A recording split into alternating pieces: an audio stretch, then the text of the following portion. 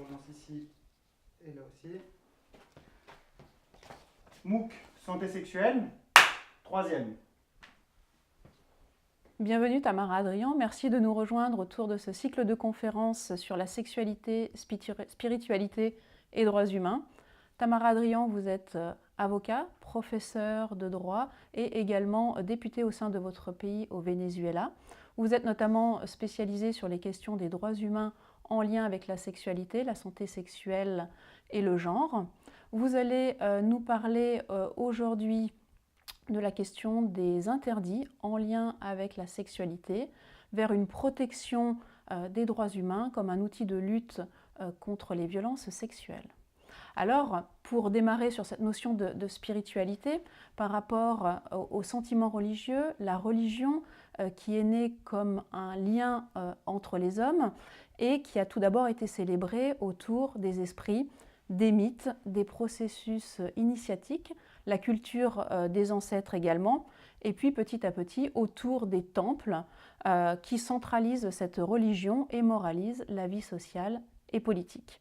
Donc à partir de cette impulsion religieuse, l'administration politique va publier petit à petit des codes de justice. Pouvez-vous nous décrire à partir de cela la place de la spiritualité dans l'élaboration des règles de conduite, des interdits afférents à la sexualité? Merci de cette opportunité. Je suis vraiment très contente d'être ici parmi vous et dans ces MOOC. Dans tous les êtres humains, il y a deux forces qui s'opposent. C'est les forces de ce qu'on appelle l'humanité dans le sens le plus large du mot, l'intellectualité, la spiritualité ayant une place importante, déterminante dans ces domaines. Et d'une autre part, il y a notre animalité propre qui conduit à des violences de tout genre, à des guerres. Et les violences sexuelles s'inscrivent surtout dans cet antagonisme entre les spiritualités ou l'intellectualité et l'animalité qui nous accompagne à tous les êtres humains.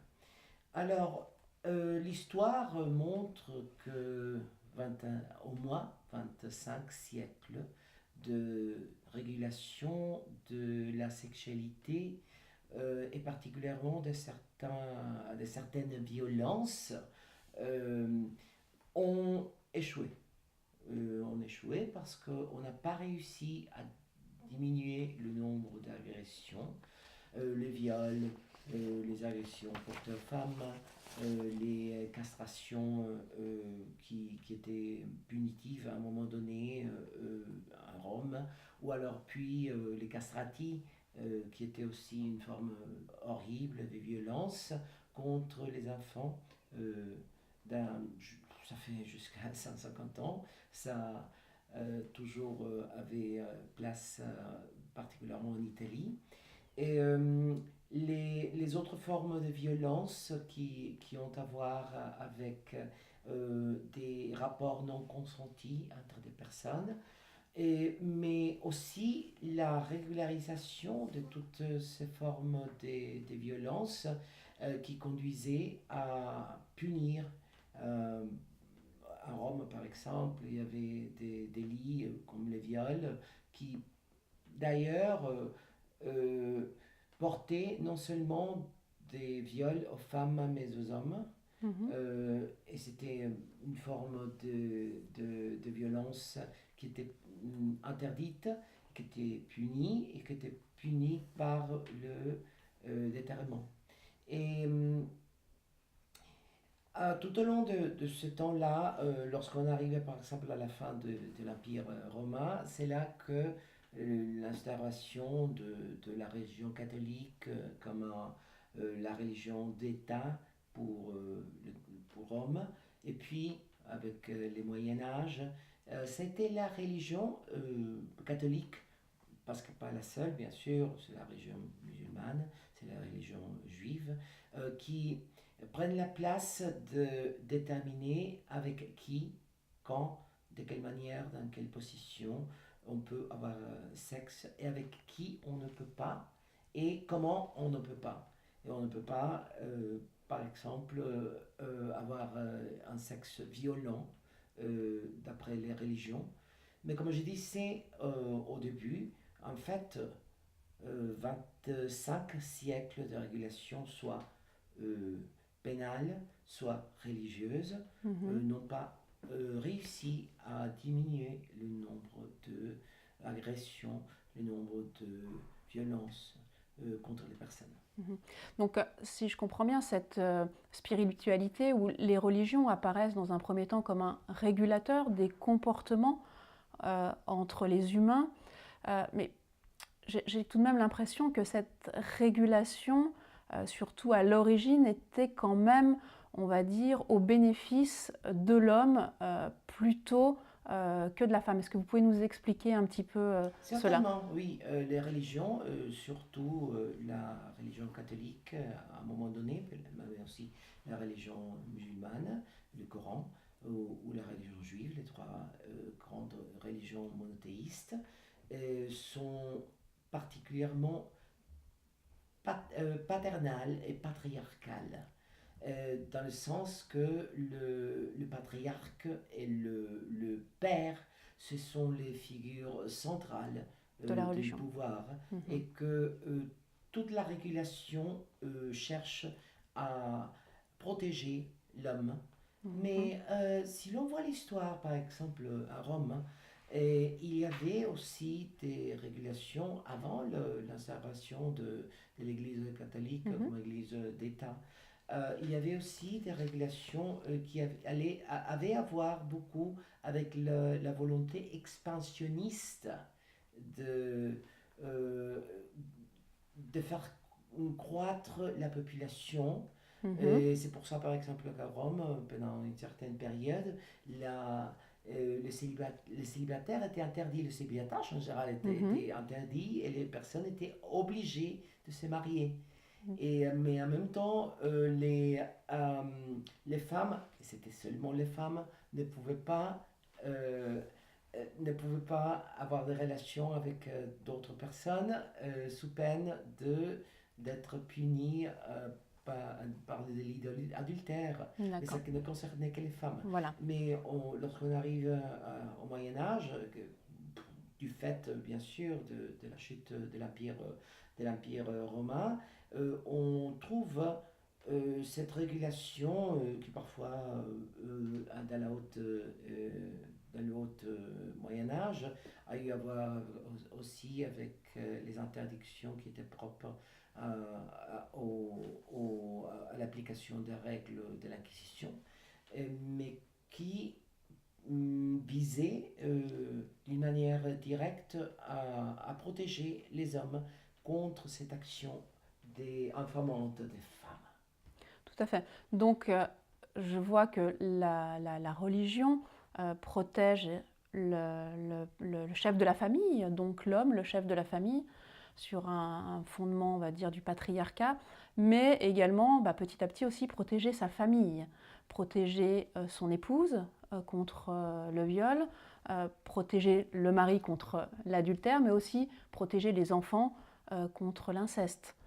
Et petit à petit, ces règles qui sont issues des préceptes religieux et des préceptes moraux, eh bien, on va les retrouver petit à petit codifiés. Tout à fait. La morale des religions, la morale religieuse, s'est établie comme un code de conduite et a été aussi reprise par les lois pénales surtout, et qui étaient d'ailleurs pas très loin des lois religieuses, où en même temps ça reproduisait les mêmes préjugés et les mêmes idées qu'avaient les religions. Tout à fait. Et ça remonte même très loin, puisqu'on en retrouve en Mésopotamie avec le code, par exemple, d'Hammurabi. Exactement. Il y avait aussi des régulations du viol. Mais on voit que c'est toujours certains types de violences très précis. Mais par exemple, la violence portée aux femmes n'était pas considéré, c'était comme une violence punible. Et donc, parce que ça appartenait au milieu privé des gens. Tout à fait. Et comme c'est une affaire privée, Mhm. donc l'État ne se mêlait pas de ces Ces problèmes-là comportements. entre les conjoints. Parce que si la femme subissait une violence, c'était bien parce que elle le méritait.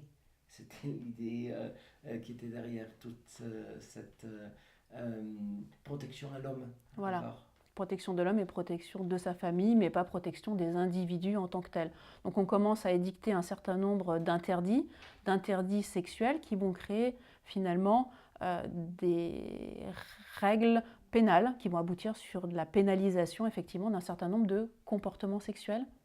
oui, et, mais ce qui me donne l'impression de plus en plus, c'est que l'échec de ces règles pénales est évident, ainsi que l'échec des règles religieuses. Du moment, par exemple, qu'on comprend que l'interdiction, par exemple, d'avoir des relations sexuelles hors du mariage, même pour l'interdiction du divorce, et de considérer que les deuxièmes mariages ou troisième, ce sont des concubinats.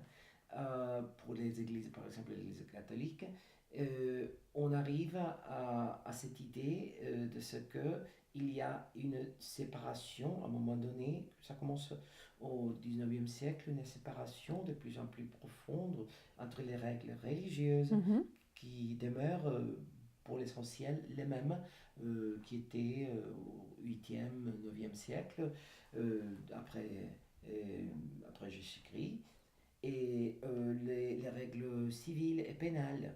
Et c'est là où on arrive peut-être, où on est né, on commence à voir maintenant, c'est que les droits humains se portent les nouvelles règles où nous donnent des guides pour qu'on puisse envisager la violence sexuelle d'une manière différente, différente à la simple punition, et qui est basée surtout dans la responsabilité individuelle, la responsabilité collective individuelle, en tant que chaque personne devrait croître, devrait dans le développement de sa personnalité, devrait arriver à cette conclusion de ce que la violence, tous ces genres de violence, comme toute autre violence, affecte l'individu en tant que tel, mais affecte la collectivité. Alors, si on pense aux droits humains, et les objectifs, par exemple, d'égalité, de dignité, femmes, le libre consentement en tant qu'élément déterminant de la manière dont on envisage la violence. On commence à comprendre mieux, par exemple, que l'Organisation mondiale de la santé est pratiquement révisé tous les chapitres F, où est-ce que c'était les chapitres F du catalogue des maladies, afin de réviser ou d'éliminer certains de ces maladies mentales telles que le sadomaso et d'autres semblables qui étaient, pensons à Foucault sur ces points-là, qui étaient interdits par la voie de la médecine, c'est-à-dire l'utilisation de la médecine, et particulièrement la psychiatrisation comme un moyen pour interdire, et contrôler. pour contrôler des comportements sexuels. Et c'est pas que, par exemple, le sadomaso a disparu complètement, mais le sadomaso n'est considéré une maladie que si porte atteinte à la vie ou à l'intégrité physique de l'autre personne et n'est pas consentie. C'est ça, tout autour de ce consentement. Pouvez-vous nous expliquer un petit peu plus précisément quand sont apparus ces droits humains en lien avec la sexualité ? C'est une question très importante parce que si bien cette année 2018, on va fêter le 70 anniversaire de la Déclaration des droits humains et pendant au moins 30 ans, peut-être 40 ans, l'idée de ce que les droits humains ne portaient pas sur la sexualité Mm. était très bien établie. Alors, on pensait que les droits humains ou la Déclaration universelle, c'était sur la liberté, sur L'égalité. l'égalité, c'était sur la famille, mais que ça ne portait pas sur la sexualité. Et du coup, à la fin des années 80 ou au début des années 90 Oui. du siècle, du 20e siècle, on a commencé à envisager la sexualité humaine comme faisant partie de droits humains en général. Et une, euh, un élément aussi important a été l'adoption aussi de la déclaration du pacte des droits des femmes qui a porté, a mis sur la table toute une série d'éléments qui ont à voir plus ou moins avec la sexualité humaine aussi. Et de ce coup, on commence à repenser la déclaration du point de vue des droits sexuels et des droits reproductifs d'une manière beaucoup plus ouverte. Et par exemple, les idées de droit à la famille, les idées d'égalité, les idées de libre développement de la personnalité, les idées qui étaient envisagées historiquement comme des questions seulement politiques, Mhm. commencent à avoir une perspective plus humaine et bien sûr plus associée à la sexualité humaine. D'accord. Donc si je comprends bien, c'est finalement pouvoir transposer les droits humains qui restent, on va dire, généraux et universels et à les appliquer à la santé sexuelle ou à la sexualité.